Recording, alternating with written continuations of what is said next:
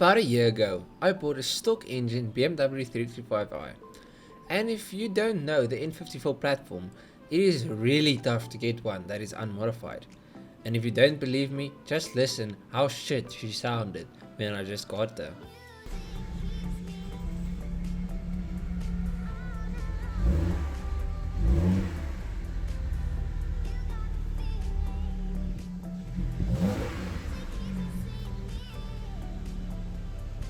Luckily though, she already had sound and some nice mags, so I saved there, because if it wasn't done already, I would have done it myself.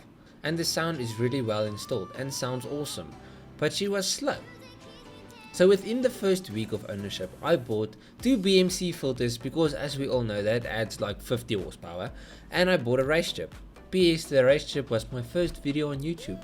Memories. But it took the car down from a 6.8 second 0 to 100 to a 6.3, which was awesome. And before you comment that the stock 335i is faster than that, we live very high above sea level. Next step, obviously downpipes. I installed the downpipes hoping I would make the car sound a bit better, but if I'm honest, all it did was make the wastegate rattle more obvious.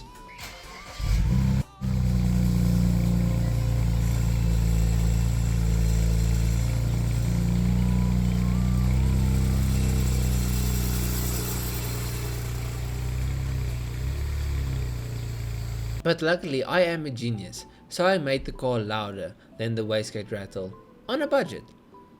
How do we do this? Me and a friend cut the rear muffler off and we used toilet gutter steel clamp stuff to hold the pieces of metal in place. Professional, right? Not going to lie, she sounded way better afterwards, and you could barely hear the wastegate rattle anymore.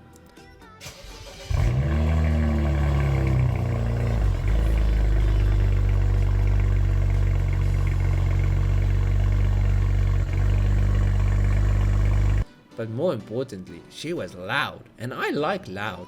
I'm guessing you know what happened next. Cats! I took the 2 kittens that were still left in the car and we cut them out. I took the exhaust out of my backyard and me and my friend welded pipes in their place. This was more professional than the toilet pipe solution. You might be wondering when the single turbo is happening. You see, when I just bought the car, the aim was to go full bolt-ons and just keep her there. Obviously that didn't happen, but I'll take you through the full story. What is full bolt-ons? Well, you need the downpipe, charge pipe and intercooler. I have downpipes, so next step was the charge pipe. And so for my 21st birthday, instead of having a party or whatever, I got a charge pipe and a blower valve. In my opinion, way cooler than a party. And now my car made whippy sounds when I lifted off the throttle, which was cool.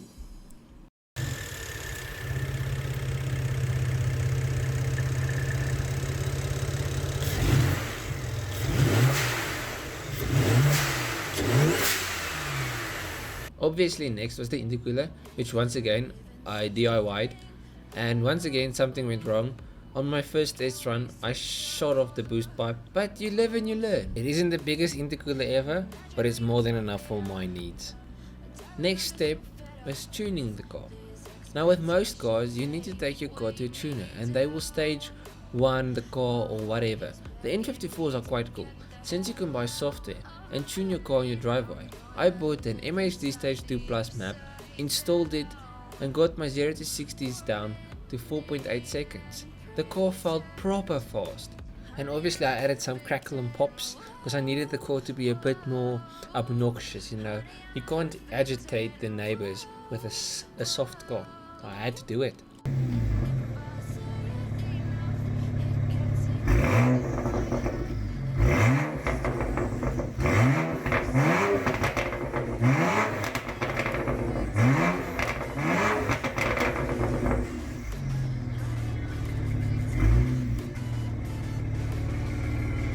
And I was really happy with her. For a while. You see, if you love modifying cars, you want to keep pushing for power. And after full bolt-ons, you have to either upgrade the twins or go single. So you know what I did? One big spoolie boy coming right up. But before I could do the single, I had to sort out the ECU so that I was ready for the single turbo conversion.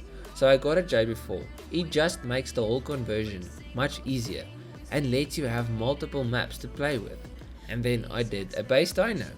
To see what kind of power I pushed on full bolt-ons on stock turbos, I'm not gonna spoil this for you.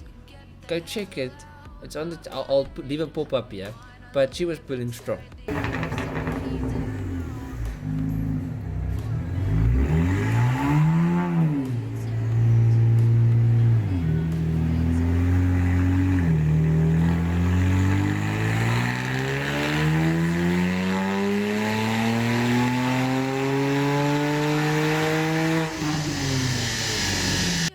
And so the single turbo build started.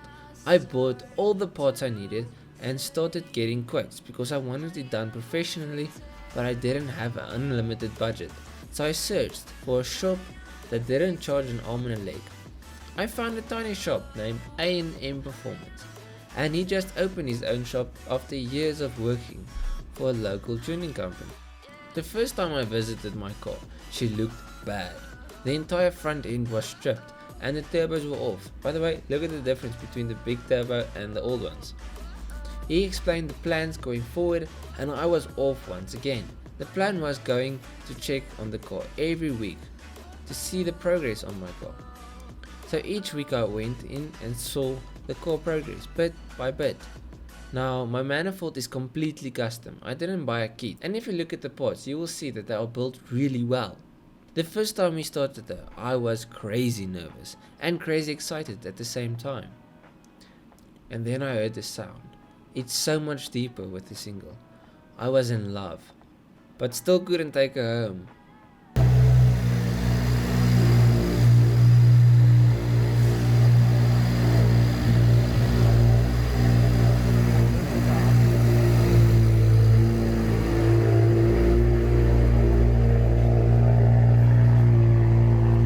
But at least I knew the end was near. About a week after was collection day, and the engine bay was nothing short of a work of art.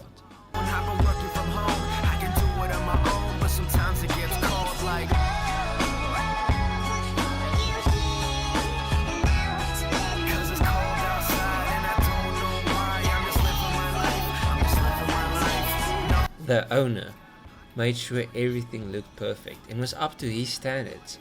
I mean, even the tappet cover was something he did out of his own. I didn't even ask for it. Well, he asked if I would like it, but he still did it and didn't even charge for it because he wanted the build to be perfect. On my first drive, I learned two things. Number one, she sounded flippin' amazing. Listen.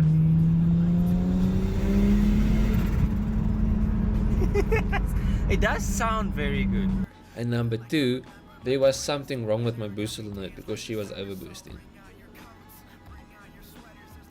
So me and my friend started through process of elimination and discovered the JB4 settings were completely wrong. And this was my fault. I should have done this before bringing the car back. But I'm dumb, so it's forgivable. So we went through all the settings, used the video as a reference because Budget Beamers has a video where they tune on JB4, the old BMW, got all the settings right and tested again. And luckily the solenoids were shut after that.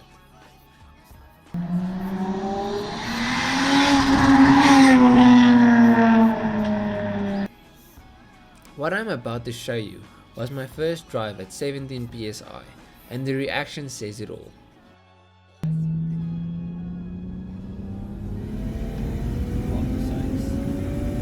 Yes! Fuck's sakes! That thing pulls.